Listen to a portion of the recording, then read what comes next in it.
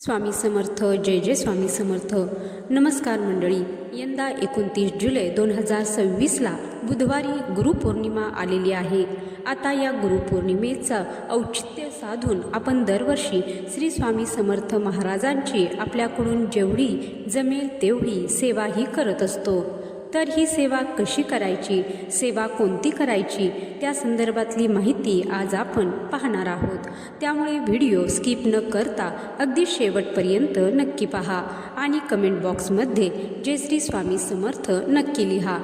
तर बघा, स्वामी सेवा म्हटलं की काही लोक नियमांना खूप घाबरतात आणि स्वामी सेवेत येण्या अगोदरच नियम खूप आहेत. स्वामी सेवा करायची आहे तर खूप वेळ लागतो, आपल्याला वेळेनुसार जमेल की नाही, स्वामी सेवेत असं करावं लागतं तसं करावं लागतं आणि मग इच्छा असूनही आपण स्वामी सेवेत येत नाही आणि नियमांच्या भीतीमुळे स्वामींची सेवा करत नाही किंवा वेगवेगळे जे पारायण असतील, ग्रंथ वाचन असतील ते देखील करत नाही.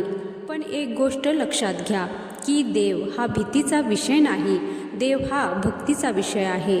आपल्यासोबत जे काही वाईट होत असतं ते आपल्या कर्मानुसार होत असतं आणि त्यामुळे आपले कर्म हे प्रथम चांगले ठेवा.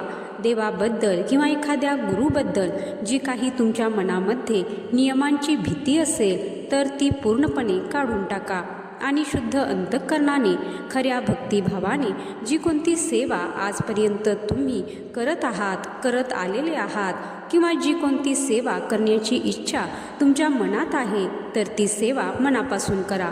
बघा, तुमची जी कोणती इच्छा मनोकामना असेल तर ती 100% पूर्ण होणारच. या उलट जर तुम्ही 24 तास सेवा करताय, मी हे पारायण केलं, ती सेवा केली, मी इथे जाऊन सेवा केली आणि जर तुमच्या मनामध्ये भावच नसेल, फक्त इतरांना दाखवण्यासाठी जर तुम्ही सेवा करत असाल किंवा इतर कोणीतरी करत आहे म्हणून तुम्ही करताय तर तुम्हाला त्याचे अनुभव येणार नाही.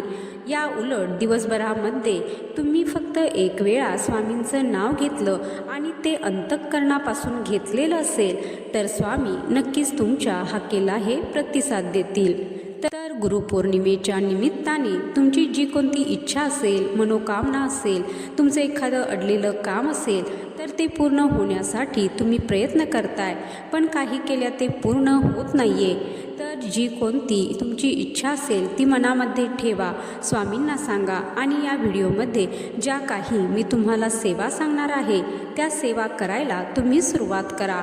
तुम्ही महिला असाल, पुरुष असाल, मुलं असाल, मुली असाल, तुम्ही शहरात राहताय, मूळ गावी असाल, तुम्ही जगाच्या पाठीवर कोठेही तुम्ही असाल तर तुम्ही ही सेवा करू शकता. आणि सर्वात महत्त्वाचं की या सेवांना कोणत्याही नियमांचे बंधन नाही आणि स्वामींवर विश्वास ठेवा.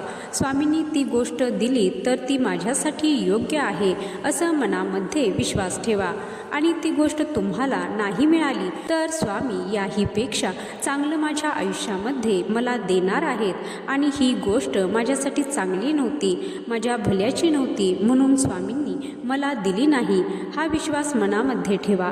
बघा, तुम्हाला एक वेळ अशी येईल की घ्यायला ओंजळ कमी पडेल आणि स्वामी तुम्हाला भरभरून देतील. फक्त तो विश्वास आणि संयम असायला हवा. आता 21 दिवसांच्या सेवेला तुम्ही 9 जुलैपासून सुरुवात करू शकता. पण हा व्हिडिओ तुम्ही जर उशिरा जरी बघितला तरी 9 तारखेनंतर बघितला तर ज्या दिवशी तुम्ही हा व्हिडिओ बघाल तर त्या दिवसापासून तुम्ही या सेवेला सुरुवात करू शकता आणि मनामध्ये विश्वास ठेवून सेवेला सुरुवात करा. तर 29 जुलैला गुरुपौर्णिमा आहे. तर गुरुपौर्णिमा झाल्यानंतर तुमचे जेव्हा कधी 21 दिवस पूर्ण होतील तेव्हा तुम्ही 21 दिवसांची तुमची सेवा पूर्ण होऊ द्या, काही हरकत नाही. आपण मध्ये गुरुपौर्णिमा साजरी करू शकतो. भाव काय आहे की या गुरुपौर्णिमेच्या काळामध्ये माझ्याकडून गुरूंची सेवा ही झाली पाहिजे, मग ती मला 21 दिवसांची सेवा ही पूर्ण करायची आहे. मग भले 21 तारखेला गुरुपौर्णिमेच्या दिवशी तुमची सेवा पूर्ण होऊ दे किंवा 21 तारखेच्या नंतर तुमची सेवा पूर्ण झाली तरीसुद्धा काही हरकत नाही. कारण गुरुपौर्णिमेच्या अगोदर आणि गुरुपौर्णिमेच्या नंतर म्हणजेच गुरुपौर्णिमेच्या काळात तुमची सेवा जी आहे तर ती स्वामींच्या चरणी रुजू होईल. तर सगळ्यात पहिले सेवा तुम्हाला काय करायची आहे की स्वामी चरित्र सारामृताचा रोज एक पाठ करायचा आहे। आता तुमचं लहान बाळ आहे, तुम्ही वर्किंग आहात, तुम्हाला वेळ नाही आहे, तर तुम्ही काय करू शकता की रोज स्वामी चरित्र सारामृताचे 7 अध्याय वाचू शकता। म्हणजे 3 दिवसामध्ये तुमचं एक पारायण पूर्ण होईल। असं 21 दिवसांमध्ये म्हणजे बघा तुम्ही 3 दिवसांचं एक या पद्धतीने जेवढे पारायण होतील तेवढी पारायण तुम्ही 21 दिवसात करू शकता। आता तुम्हाला 7 अध्याय वाचायला रोज वेळ नाही आहे, तर मग तुम्ही रोज 3 अध्याय वाचून 7 दिवसांमध्ये एक पारायण या पद्धतीने सुद्धा स्वामी चरित्र सारामृताचं पारायण हे करू शकता। स्वामी सारामृतामध्ये एकूण 21 अध्याय आहेत। जर तुम्ही 3 दिवसांमध्ये तुम्हाला एक पारायण पूर्ण करायचं असेल तर पहिल्या दिवशी तुम्हाला 1 ते 7 अध्याय म्हणजे 3 दिवस प्रत्येकी 7 अध्याय वाचावे लागतील। तर पहिल्या दिवशी तुम्हाला 1, 2, 3, 4, 5, 6, 7 एवढे अध्याय वाचायचं पहिला दिवस पूर्ण होईल। दुसऱ्या दिवशी तुम्हाला 8, 9, 10, 11, 12, 13, 14 एवढे अध्याय वाचायचे आणि तिसऱ्या दिवशी 15 ते 21 म्हणजे तिसऱ्या दिवशी तुमचं 3 दिवसाचं एक पारायण पूर्ण होईल आणि या पद्धतीने तुम्हाला वाचायचं आहे। तसेच तुम्हाला जर 7 दिवसांमध्ये एक पाठ पूर्ण करायचा असेल किंवा 7 दिवसांमध्ये एक पारायण पूर्ण करायचं असेल तर पहिल्या दिवशी 1 ते 3 अध्याय वाचायचे, दुसऱ्या दिवशी 4, 5, 6 अध्याय वाचायचे आणि तिसऱ्या दिवशी 7, 8, 9 अध्याय वाचायचे। या पद्धतीने 7व्या दिवशी तुम्हाला शेवटच्या 21 अध्यायापर्यंत वाचन करून तुम्हाला तुमचं 7 दिवसाचं एक पारायण पूर्ण करायचं आहे। म्हणजेच प्रत्येक दिवशी 3 अध्यायांचं वाचन हे करायचं आहे आणि अशा पद्धतीने तुम्ही पारायण पूर्ण करू शकता। आता दुसरी सेवा काय करायची तर तुम्हाला काय करायचं आहे की 9 तारखेपासून ते 29 जुलैपर्यंत तुम्हाला तुमच्या सेवेचे 21 दिवस पूर्ण होईपर्यंत श्री स्वामी समर्थ या मंत्राचा दररोज 11 माळी जप न चुकता रोज करायचा आहे। तुम्ही सकाळी उठल्यापासून ते रात्री झोपेपर्यंत तुमच्या वेळेनुसार कधीही करू शकता।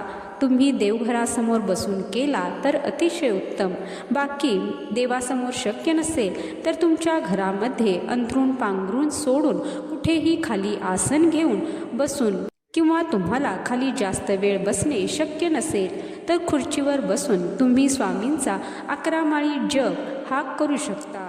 स्वामी सारामृताचे पारायणसुद्धा सकाळी उठल्यापासून ते रात्री झोपेपर्यंत तुमच्या वेळेनुसार तुम्ही कधीही करू शकता, पण शक्यतो सकाळी किंवा संध्याकाळी एकाच वेळी पूर्ण पाठ वाचण्याचा प्रयत्न करा।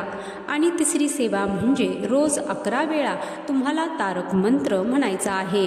तारक मंत्र फक्त देवासमोर दिवा लावून हात जोडून तुम्ही 11 वेळा म्हटला तरीही चालेल, पण जर तुम्ही आजारी आहात, तुम्हाला काही त्रास असेल, तुमच्या घरामध्ये इतर व्यक्तींना काही त्रास असेल, घरामध्ये वास्तुदोष असेल, घरामध्ये भांडण होत असतील, कोणी व्यसन करत असेल तर अशा वेळेला एका ग्लासमध्ये कोणत्याही धातूचा काचेचा ग्लास असू द्या तर एका ग्लासमध्ये पाणी घ्या।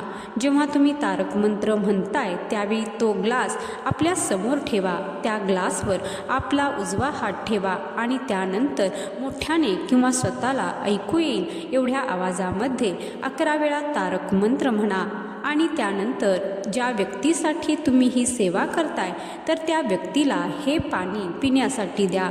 स्वतःसाठी केलं असेल तर स्वतः हे पाणी घ्या। घरामध्ये एखादी व्यक्ती व्यसन करत असेल, एखादी व्यक्ती आजारी असेल, चिडचिड करत असेल तर त्या व्यक्तीला तुम्ही दररोज 21 दिवस सेवा पूर्ण होईपर्यंत हे पाणी प्यायला द्या। तसेच ते थोडे पाणी संपूर्ण घरामध्ये शिंपडा, ज्यामुळे घरातील नकारात्मकता दूर होईल। तुम्हाला या सेवेचे खूप चांगले अनुभव येतील। आता एक गोष्ट लक्षात घ्या, ही सेवा करत असताना आपण कोणत्याही सेवेचा संकल्प केलेला नाहीये। फक्त पहिल्या दिवशी स्वामींना आपण मनापासून प्रार्थना केलेली आहे की महाराज माझी अशी इच्छा आहे आणि माझी ही इच्छा पूर्ण करा। मी आजपासून 21 दिवस ही नित्य सेवा नित्य नियमाने दररोज न चुकता करणार आहे आणि दररोज सेवा करताना सुरुवातीला स्वामींना प्रार्थना करायची. आपण जी कोणती इच्छा असेल ती पूर्ण होण्यासाठी, आपलं काम पूर्ण होण्यासाठी. त्यानंतर ही सेवा वेगवेगळ्या पद्धतीने सुद्धा तुम्ही करू शकता. म्हणजे काय तर सकाळी सारामृताचं पारायण केलं, दुपारी जप केला, संध्याकाळी तारक मंत्र म्हटला किंवा एका जागी बसून एकाच वेळी या तिन्ही सेवा तुम्ही केल्या तरी सुद्धा चालू शकतं. आणि जर तुम्ही रोज एक सारामृताचा पाठ करणार असाल तर एका जागेवर एकाच वेळी बसून पहिल्या अध्यायापासून ते 21 अध्यायापर्यंत तुम्हाला ते पठण करायचं आहे. आणि हे 21 अध्याय पूर्ण वाचून होईपर्यंत मध्ये उठायचं नाही किंवा कोणाशी बोलायचं सुद्धा नाही. या पद्धतीने 21 दिवसात 21 पारायण किंवा 21 दिवसात 21 पाठ तुम्ही करू शकता, तेही कोणतेही नियम न पाळता. कारण हीच नित्यसेवा आपण नियमित करतोय आणि नित्यसेवेसाठी कोणतेही नियम नसतात. पण एक गोष्ट लक्षात घ्या की तुमच्या घरातील इतर सदस्यांनी नॉनव्हेज खाल्लं तर त्यांना खाऊ द्या, पण तुम्ही स्वतः नॉनव्हेज खाऊ नका. कारण नॉनव्हेज खाल्ल्यानंतर मग ही सेवा करायला काही अर्थ राहणार नाही. आणि जर तुम्हाला नॉनव्हेज वगैरे बनवावे लागत असेल तर अगोदर आपण आपली सेवा ही पूर्ण करून घ्यावी आणि त्यानंतर घरच्यांना नॉनव्हेज वगैरे तुम्ही बनवून देऊ शकता. तर फक्त ही छोटीशी गोष्ट तुम्हाला पाळायची आहे. बाकी श्रद्धेने तुम्ही जशी जमेल तशी 21 दिवस स्वामींची ही सेवा करून स्वामींच्या नित्यसेवेचा अनुभव घ्या. त्याचप्रमाणे आपल्याला या पारायणाच्या काळात परान्न पूर्णपणे वर्ज्य करायचा आहे. बाहेरचं काही खायचं नाही, उगीच दोष लावून घ्यायचा नाही. त्याचप्रमाणे हे पारायण या सेवा आपण सकाळपासून रात्री 12 वाजेपर्यंत करू शकतो. फक्त आपल्याला दुपारी 12 ते 12:30 या वेळेत ही सेवा करायची नाही. त्याचप्रमाणे संकल्प करून ही सेवा केली तर अतिउत्तम. बघा, मासिक पाळी आली तर मासिक पाळीचे 4 दिवस सोडून 5व्या दिवसापासून आपण ही सेवा पुन्हा कंटिन्यू करू शकता.